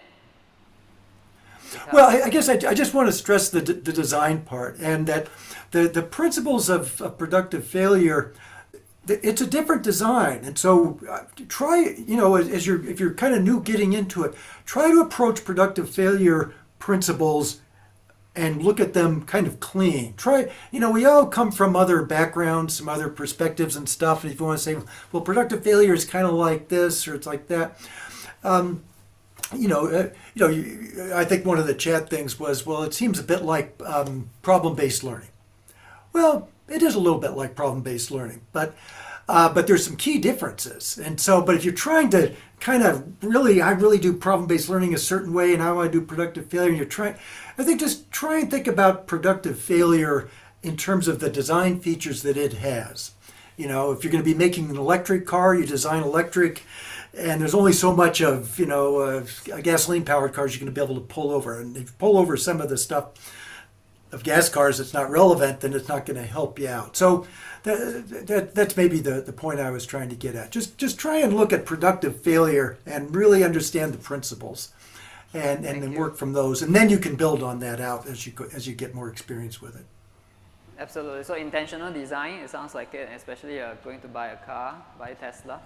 Okay, John, you have a second question, if I'm not wrong. Thank you. Thank you. I thought you can respond to the second question, but go ahead. So the first question, I thought it was interesting because you said you were very moved by the talk, right? And you had huge insights from it. So imagine that learning is nothing but insights. And the more powerful the insight, the more deep the learning. So what I'm concerned about the talk being so effective is it could be a cognitive realization, but there are different kinds of learning. And we can't achieve, not everything is cognitive, firstly. Secondly is, go back to what Prof. Manu was saying at the very start. A fantastic lecture, talk, can be a huge failure in terms of learning absorption, right? So I'm wondering that if you're really good at listening and you get entranced and the storytelling is fantastic, and so the insights come tumbling down and you've got a point and you've got it forever, that's great. But how do you're talking about scale. Can this roll out to other people who may not be like you, who may not be taken by the same stories as, and therefore have weak insights and weaker takeaways for learning? And I go back to the point that learning is a whole-bodied experience. If you sit down and listen to a story, it's just one thing. But if you get up and do, and write your own story thereafter, and try and tell it to somebody else, that amplifies the learning through, and then it is embodied. So those are things I would, say to include in your thinking. Yeah. Thank you. Yeah, thanks. So the second question I had was more broadly around skills upgrading for the new economy, and I wonder if maybe any of you could maybe share some insights on the debate between like deep skilling and like broad skilling. And I think a book that really changed my perspective on this was Epstein's Range, where he actually shared about how Tiger Woods started playing golf from age 3, but someone like Roger Federer was actually actively playing many sports until he eventually decided on tennis at age 15. And I used to think that deep skill is very important, but increasingly I'm seeing that, especially for young people, like training them in many different skills so that they become T-shaped rather than like L-shaped, right? It's eventually going to seemingly help them to succeed. And how this has affected my own like training pedagogy is that if today a client asks me for like emotional resilience training, I would probably teach on other skills like self-leadership, leadership of others,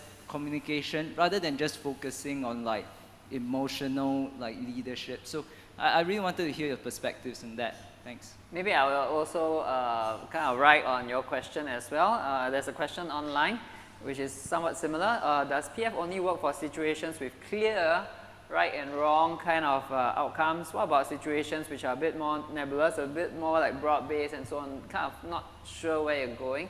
So any comments, please? Do you want to? Since I can answer the empirical question whether it's, so I've said in my talk, the cognitive architecture does not change if you're working on a problem that has clear answers or something nebulous. You could be learning how to write, language learning is a perfect example where productive failure. You look at how a child learns a language. It's a perfect example of productive failure. So no, it does not depend on whether it's a right. As researchers, we find it easy to gather evidence systematically in domains that are more well structured.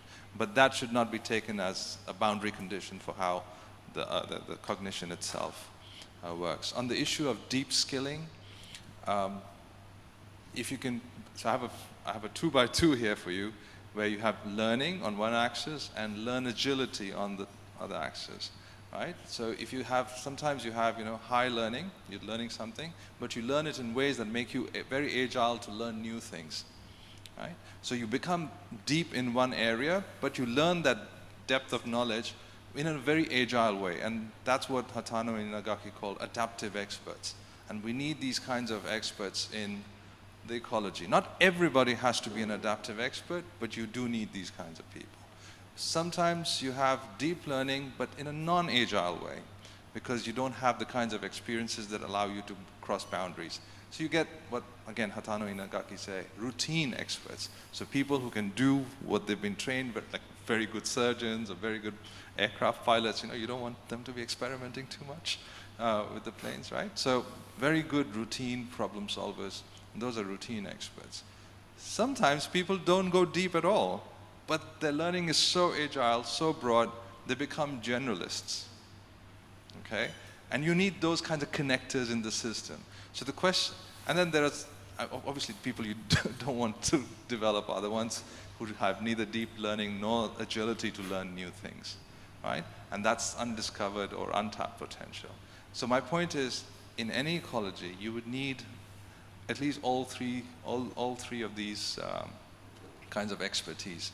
And so you've got to decide at that stage who you're working with, what kind of expertise that they want to develop. Excellent, thank you. Prof. Jacobson, over to you. Do you have any comments there on deep skilling? I'll just point out that I know about Manu and myself. I mean, Manu, he's got an engineering degree from NUS. At one point, you had aspirations of being a professional football player, now you're really bringing up the physics of biophysics and life impacted you in ways that now you're a learning scientist and, and doing different things. I have 2 degrees in music. I mean, sometimes different people want to learn different things, and you might want to learn those things as well as you can. What I would say is, productive failure as a way to learn in different subject areas and so on is a lovely way to do it. It's very engaging. If that was normal as opposed to direct instruction, I think you might have people learning different subjects at a much higher level. And then, people have different interests, their career paths and so on, whether they kind of fall into the kind of 3 buckets that you discussed, which are good. A really deep generalist, if you will, somebody that's those are maybe things that individuals might be deciding in their own career path. But for learning particular things, productive failure is a really powerful, engaging way to do it, and highly effective. If it was the norm as opposed to the exception, what kind of educational systems would we have? I think they'd be transformative. I really think that we're getting towards the end of the time. The potential of an approach like productive failure to dramatically be transformative is enormous. And if we say that what we're doing now, which is predominantly direct instruction, is doing what it's doing, it's not totally bad. But if we could be getting, a 3 times improvement, what if that's happening at every stage of the educational, system that people go through, and all the different topics they go through? You get this cumulative, cascading positive feedback loop of the kinds of learnings that students could have, and then adults could be having as well. So I really want to kind of emphasize productive failure is a wonderful, powerful, potentially transformative perspective, learning design, and I hope that we maybe get some of more people in this group as excited as maybe I am about the potential of this approach. Yeah, I think Prof. Jacobson, you're probably preaching to the choir here. And I think many of us are on board, especially with regards to getting the students to, problem solve first, to go through, tasks, challenges before they receive direct instruction, right? And I think that's wonderful. I'm just very mindful of time. I'm just going to pass maybe the time, just a short moment for each panel speaker to just, if you want to, in one sentence, right, summarize, make a last kind of pitch to the audience. What would you say? Can I start ladies first? Is it okay? So I was just thinking, and my next point might still be my last one, is maybe don't talk so much about how wonderful PF is, but talk about where we are as a society, meaning that we have such short attention spans. And if we go for direct instruction, how many of us have the attention span to sit down and listen and absorb quietly and do nothing, because we have an urge to always do something. That's the age we live in. So I think PF is compelling because it grabs our attention. We are activated immediately. So given that kind of society we're in, I love PF because it gets everybody engaged ASAP once the course begins. That's what I love about it. Prof. Manu? Look at the evidence. I just ask you to look at the evidence. You won't put some medicine in your body that will compromise or give you less than optimal effects. Why would you want to do the same for your learning? Look at the evidence. Okay, very good. Prof. Jacobson. Well, and what I'll say is give yourself the opportunity to experience productive failure, as a teacher, as an instructor, a designer. When you see students, when you see participants doing productive failure and enjoying it, and when they're talking, it's collaborative and so on, the ideas, it's lively, it's engaging. It's really wonderful to see productive failure in action. So I hope all of you can have those experiences, to design those kinds of experiences for those that you work with, experience it for yourself. It's special. Thank you. Let's give a warm round of applause. Thank you so much. Appreciation to the panel speakers, Prof. Manu, Prof. Jacobson, and Dr. Plavin. Thank you so much. Thank you. All right, thank you everyone for joining in. But before you log off, stay there for a moment. We do need your feedback, right? We do need to for you to just send us your feedback. If you can just scan this QR code that's coming right up. Yes, there are some survey questions in there as well that will help us a lot. But before that, also there's also a slide on the PF experimentation that we're going to show in a moment. Yeah, that's right. So if you're interested to find out more about this experimentation in adult education, just scan the QR code. That's also on IR website. That's right. The next slide, please. Scan this QR code for the survey and feedback form, please. Thank you so much. Really appreciate it. It's important for you to send us your feedback. Then next up, for the next innovLogue session on the 15th of September, we have 4 panel speakers, right? 2 of which actually are kind of good friends of mine by now. But it's going to be a great time. Is EduTech failing to deliver? Okay, so that's another productive failure question, right? I suspect, yep. And also, coming up on the 25th of August, the art and science of learner engagement. That's also a lunchtime talk that's coming up just for you. All right, so with that, I want to say a big thank you once again for joining us, and a big thank you to the panel speakers, Prof. Manu, Prof. Jacobson from all the way from Sydney, and also Dr. Plavin. All right, let's give everyone a big round of applause. Thank you so much for joining us, and goodbye. Thank you.